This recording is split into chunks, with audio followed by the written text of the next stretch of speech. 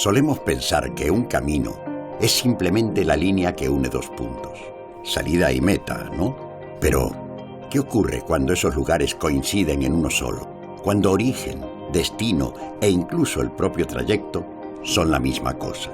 Entonces, es el tiempo lo estático, y un movimiento que se acelera más y más viaja al interior de las esencias, a la raíz única de nosotros mismos, lo natural, lo humano, lo espiritual. Ese camino de fe y redención, de aprendizaje y crecimiento, nos conduce a la verdad como el cráter de un volcán que nos abre la puerta al origen de todo.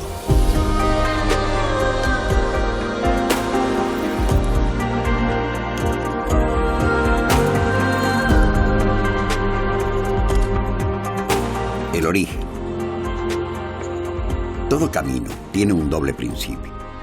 Un origen geográfico, claro, una plaza, una ermita, una puerta que se abre, una X que señala en el mapa el lugar donde empieza nuestro caminar. Pero las rutas también tienen un origen en el tiempo, el momento en el que el camino se convierte en camino. ¿Cuándo empezó el camino de Santiago Canario? Con la llegada a estas islas de la devoción jacobea. A finales del siglo XV, antes incluso del final de la conquista, cuenta la leyenda que unos marineros gallegos, agradecidos por haber sobrevivido a una terrible tempestad, se unieron para llevar la imagen de Santiago del Chico desde Arguineguín, en la costa sur de Gran Canaria, hasta la cumbre, lo que hoy en día conocemos como Tunte, en San Bartolomé de Tirajana. Allí colocaron la figura en una pequeña cueva antes de construir la ermita. En ese tiempo, en 1481, cuentan las crónicas que el obispo Frías ofició misa en una casa prehispánica bajo la advocación de Santiago, en Agaldar, la antigua capital donde reinaban los guanarteme de Gran Canaria. Poco después, en 1486, se fundaba allí la parroquia de Santiago Apóstol, la más antigua sede jacobea fuera de la península ibérica. Quedaba así delimitada la ruta peregrina en Gran Canaria, uniendo los dos templos jacobeos de la isla. Esa devoción hacia el apóstol Santiago, enraizada con la llegada de los castellanos, se extiende al resto de las islas, donde surgen también sus propios caminos. Así nos lo recuerdan las iglesias consagradas al apóstol en Playa de Santiago, La Gomera, y Taíche, Lanzarote, o los tinerfeños templos señeros de Santiago del Teide y Los Realejos, con su antigua portada jacobea y sus pinturas flamencas de la vida del santo. La primera bula papal en la que se concede un año santo, y parece ser que es el primero que se da fuera de Santiago de Compostela, es el que se concede a Galdar en 1965. Después, con posterioridad, se le extendió a la iglesia de San Bartolomé Apóstol en San Bartolomé de Tirajana, y siempre había que pedirlo para cada año. Ya en el año 1993, el Papa confirma toda esta serie de bulas de carácter provisional anteriores que había que pedir cada año, y ya lo daba carácter perpetuo. Y luego ya, pues recientemente, se le ha otorgado, creo que con carácter temporal, a la iglesia de San Fernando en Santiago del Teide, en Tenerife. Son pues 3 las puertas santas que vertebran el único camino fuera de la península ibérica que goza de los mismos privilegios que el camino de Santiago compostelano o francés, lleno de múltiples variantes. El camino de Santiago entre volcanes, un camino propio que une 8 islas, comunica 3 continentes y cuenta con 541 años de antigüedad.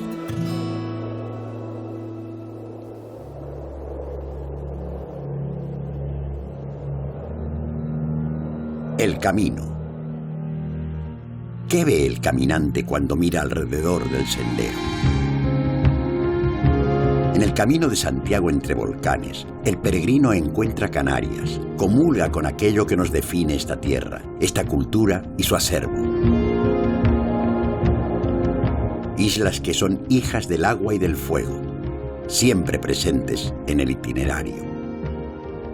En Gran Canaria, la ruta nace con el mar de la Dorada Maspalomas, al pie de su emblemático faro, y más adelante, nos conduce hasta nuestra cita con el recuerdo del fuego entre los oscuros volcanes del montañón negro de Gáldar. Más allá de los espectaculares paisajes lunares del valle de Ucanca, la majestuosa presencia del Teide acompaña al caminante mientras recorre el norte de Tenerife, isla en la que el viajero podrá contemplar también la montaña de Trebejos, el volcán que engulló Garachico y el Chinllero, la última erupción tinerfeña. Si de montañas que escupen fuego hablamos, el peregrino que transite por Lanzarote tendrá la oportunidad de conocer Timanfaya, el Parque Nacional de los Volcanes, allí donde la tierra sigue ardiente bajo las pezuñas de los camellos y los pies del visitante. Teniendo en cuenta la antigüedad de las islas, así podemos encontrar islas como Lanzarote y Fuerteventura, que son más alomadas, con un paisaje donde encontramos restos de grandes volcanes poligénicos, mientras que en otras, como pasa en el Hierro y en La Palma, lo que destacan sobre todo son edificios volcánicos monogénicos que tienen asociados sus coladas y sus campos de piroclastos, de tal manera que cada isla presenta sus singularidades. En nuestra zona de la Macaronesia, que coge Cabo Verde, Canarias, Madeira y Azores, este conjunto de archipiélagos están todos asociados a una anomalía del manto terrestre. Esa anomalía del manto terrestre origina en cada lugar lo que se denomina un vulcanismo persistente a lo largo del tiempo. Ese vulcanismo persistente a lo largo del tiempo lo que se llama punto caliente, es el hot spot. ¿Y eso qué significa? Que durante millones de años va a estar emitiéndose erupciones volcánicas bajo el agua primeramente. Una vez que los materiales sobrepasan el nivel del mar, hay erupciones subaéreas y tenemos lo que son las islas que componen el archipiélago canario. Y la prueba más reciente de este carácter volcánico está en la isla de La Palma. La erupción en Cumbre Vieja a finales de 2021 supuso un desastre para sus habitantes, a la par que un hipnótico espectáculo natural retransmitido en directo vía satélite para todo el planeta. Esto está provocando que sigan saliendo enormes columnas de lava. En aquellos días, con especial énfasis, Canarias volvió a ubicarse en el eje central del mundo. Ese papel privilegiado que el archipiélago ha ocupado durante siglos gracias a su posición geoestratégica en el Atlántico como nexo entre continentes. La navegación llevó desde estas islas la fe jacobea a América y otras tierras, Santiago de los océanos. Y fruto del intercambio cultural, del mestizaje, nace la personalidad única de las islas y sus habitantes. Son ahora las nuevas autopistas para la navegación, las tecnologías digitales, las que han situado a Canarias en un lugar de especial interés, de nuevo, como nexo entre culturas. Y son las estrellas las que siempre han guiado a los navegantes y a cualquiera que afrontara un camino. Las estrellas guiaban, sin duda, a los peregrinos, y yo creo que algunos de los que caminan por la noche en el Camino de Santiago se darán cuenta de que todavía pueden seguir guiándoles si así lo quieren. Lógicamente ahora tenemos GPS en nuestros teléfonos móviles, pero contemplar las estrellas ha sido fundamental y ha sido una guía para llegar al campo de las estrellas, Compostela. Los cielos de Canarias son de los mejores del mundo. Desde ellas, sin duda, se pueden alcanzar las imágenes más nítidas. De hecho, se han obtenido las imágenes más nítidas de nuestra estrella, del Sol, mejores que ningún otro sitio en el mundo. Y durante la observación nocturna, pues se obtienen imágenes del cielo de una calidad comparable a los mejores sitios del mundo. Los observatorios del Instituto de Astrofísica de Canarias pues están considerados entre los mejores del mundo. Tenemos en la isla de La Palma el Observatorio del Roque de los Muchachos, en donde hemos construido el mayor telescopio óptico infrarrojo del mundo. Y en el Teide tenemos la mejor batería de telescopios para la física solar de Europa. Cada noche, cada día, los observatorios de Izaña y Roque de los Muchachos escrutan el espacio, la última frontera de la navegación, para ayudarnos a dar respuesta a nuestras preguntas acerca del mundo en que vivimos y nuestro lugar en el cosmos. Quizá las mismas cuestiones que ya se hacían nuestros ancestros, porque ya los antiguos canarios elevaban su vista al cielo y los astros cobraban enorme importancia en el mundo de sus ritos y creencias espirituales.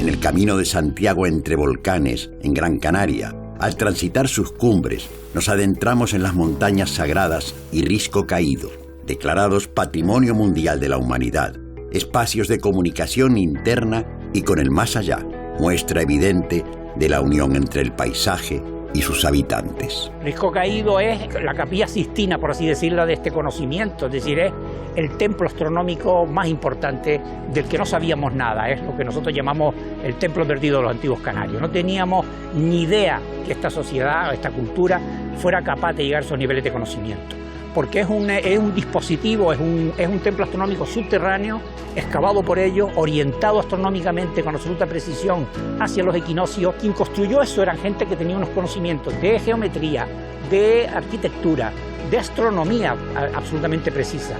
Creemos que no solamente funcionaban como un templo astronómico, sino además como lugar de rito, de ritual, que hacían las celebraciones rituales relacionados con la fertilidad, que lo hacían coincidir con los momentos claves del ciclo agrícola.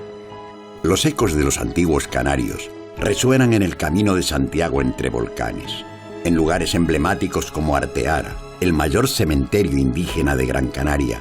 Se encuentran cerca de 1 millar de estructuras sepulcrales, o en la sagrada montaña de Tindaya, Fuerteventura, con grabados y podomorfos, o en los petroglifos que se dibujan en las laderas del Julan, el Hierro, o en los intrincados pasadizos del tubo volcánico de la Cueva del Viento, en Tenerife.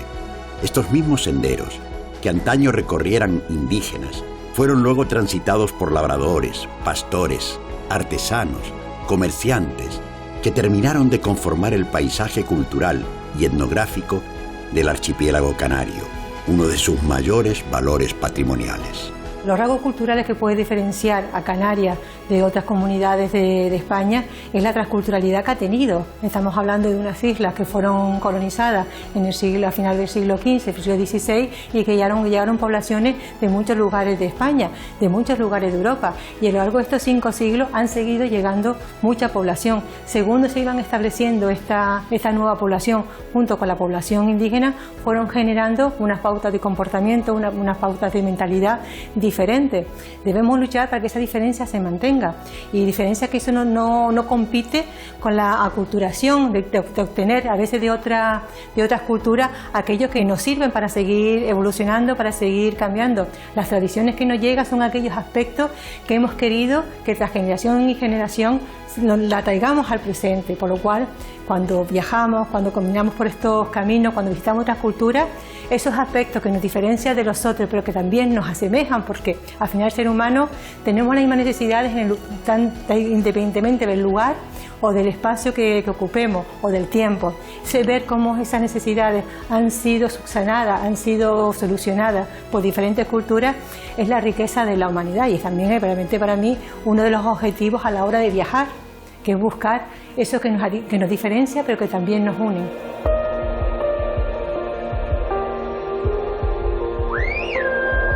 El silbo gomero, uno de los pocos lenguajes silbados del planeta y reconocido patrimonio cultural inmaterial de la humanidad. La música popular de raíces antiquísimas, la artesanía autóctona vinculada a la tradición rural, la trashumancia aún conservada, los apreciados quesos de Gáldar y Guía en Gran Canaria, algunos cuajados con la flor del cardo, los de cabra en Fuerteventura, los afamados vinos de Tenerife o la jeria en Lanzarote. Sería imposible enumerar todos los atractivos que en este sentido ofrece al caminante el Camino de Santiago entre volcanes, frutos todos de la conexión entre los hombres, mujeres y la naturaleza. Las doradas arenas y los jables de Lanzarote y Fuerteventura, la impresionante caldera de Taburiente en La Palma, los bosques de los Tilos en La Palma, del Cedro en La Gomera, de las Mercedes y Taganana en Tenerife, son algunos de los hábitats de las más de 3.600 especies endémicas de Canarias. Un tesoro natural que tenemos la obligación de preservar como legado y la oportunidad de disfrutar en una experiencia espiritual que nos conecta con lo trascendental. El destino, la fe, la naturaleza, la cultura, la historia, la tradición y los desafíos del mañana. Todos estos caminos conducen a Santiago y cualquiera de sus 3 puertas santas en Canarias. El camino entre volcanes conduce a la iglesia de Tunte en San Bartolomé. El templo actual, iniciado a finales del siglo XVII, se levanta sobre las huellas de una primitiva iglesia. El peregrino que se acerca en año jubilar entrará al mismo por la Puerta Santa, situada en un lateral. En el interior se custodia una imagen de madera policromada de Santiago el Chico, que representa al poderoso apóstol armado y a caballo. Sostiene la tradición que esta imagen es la misma que en el siglo XV transportaron en acción de gracias marinos gallegos. Junto a la iglesia es parada obligada la llamada Casona o Casa de los Yáñez, sede del Museo Etnográfico y ejemplo del estilo de vida más pudiente en el siglo XIX. El Camino de Santiago entre volcanes conduce a la iglesia de San Fernando Rey en Santiago del Teide, donde en 2022 se abre por primera vez la Puerta Santa para conmemorar el Jacobeo. De esta forma, San Fernando pasa a ser el primer templo jubilar jacobeo de la diócesis nivariense. El edificio actual se levantó a finales del siglo XVII, aunque con el devenir de los años ha sufrido varias modificaciones. El peregrino podrá admirar su curioso techado y su hermoso balcón de madera, y sorprenderse con su abigarrado y colorido interior, multitud de imágenes, tallas y retablos. Y si se acerca a Santiago en la época adecuada, podrá deleitarse además con el espectáculo blanco ofrecido por centenares de almendros en flor.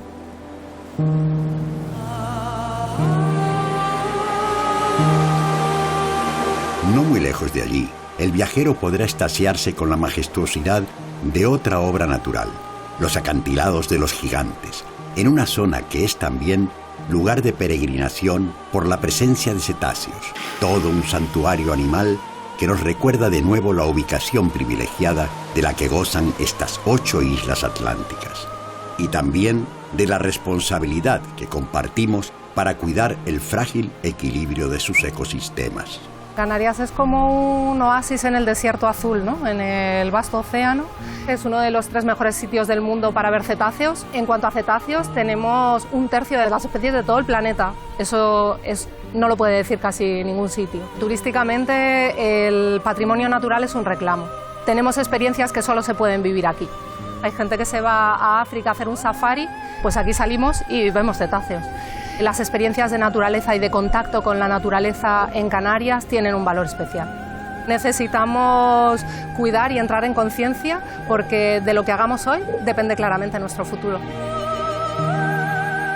El Camino de Santiago entre volcanes conduce finalmente a Gáldar y a su iglesia matriz de Santiago de los Caballeros. Aquí llegan cansados los pies del peregrino tras atravesar bosques y montañas, ansiosos por cruzar la anhelada Puerta del Perdón. 8 islas, 8 caminos confluyen en el barrio antiguo del municipio galdense, declarado bien de interés cultural en 1981. El peregrino que aquí arriba cuenta con varios sitios de visita obligada: la Casa Museo del pintor Antonio Padrón, el Museo de Arte Sacro o el impresionante Parque Arqueológico de la Cueva Pintada, símbolo del pasado y de la identidad canaria que aguardan al viajero más audaz y curioso. Y por supuesto, de obligada visita es la misma iglesia de Santiago de los Caballeros, construida entre 1778 y 1826, bajo la dirección de los hermanos Antonio y Diego Nicolás Eduardo. En su interior se pueden contemplar obras de gran valor histórico y artístico, desde las imaginerías del maestro Luján Pérez a la misma representación del apóstol a caballo, figura del siglo XVI de probable origen mexicano, sin olvidar el conjunto de bienes litúrgicos, entre los que destaca una pila bautismal del siglo XV. Aquí, en la Puerta Santa de la iglesia de Santiago de los Caballeros de Gáldar, termina un camino distinto a cualquier otro. Cruzar esta, la Puerta Santa de Tunte, o la de Santiago del Teide, significa para el creyente la última penitencia y el perdón de los pecados del jubileo. Y para todo caminante, por igual, la recompensa a un reto de descubrimiento. Cada peregrino es diferente y cada viaje único. Dicen que a veces no es el caminante el que marca un camino, sino el propio camino el que descubre al caminante. Y que el verdadero milagro es que el camino de Santiago entre volcanes acompañará siempre a quien lo abrace.